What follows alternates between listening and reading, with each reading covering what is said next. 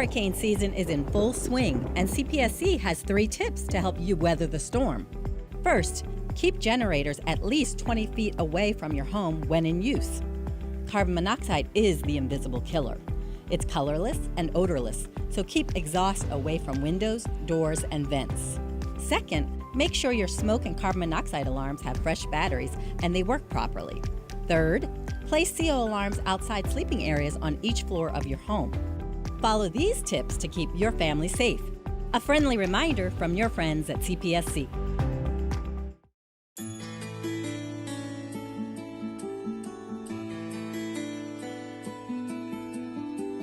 Every individual can take important steps to prepare for emergencies and put plans in place in case of a disaster in your community. If you have a disability or other access or functional need, you may have to take additional steps to protect yourself and your family.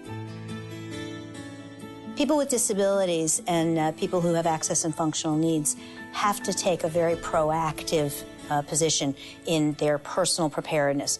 If you think about it, we do it every day. We're ready for the next little disaster that we will face every day.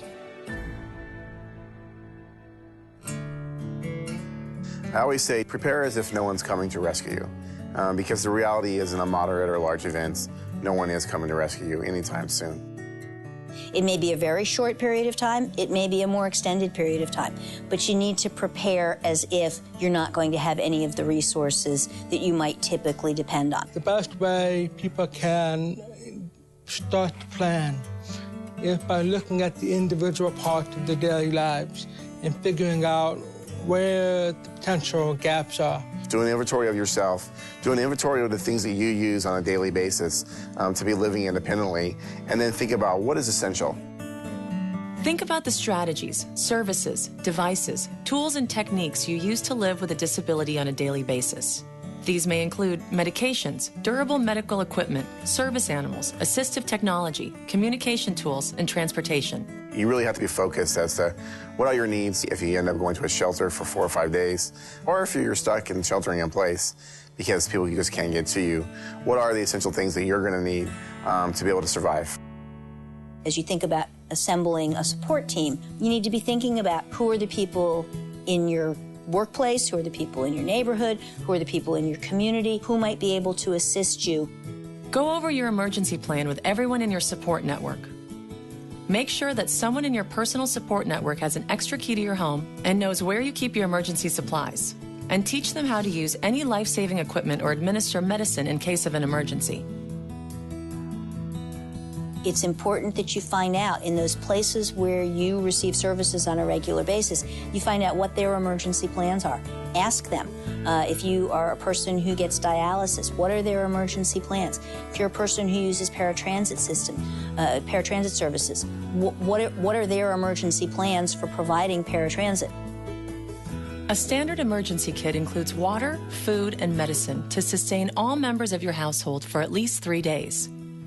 Visit ready.gov for a complete list of suggested items, along with recommendations for how to prepare a family emergency plan.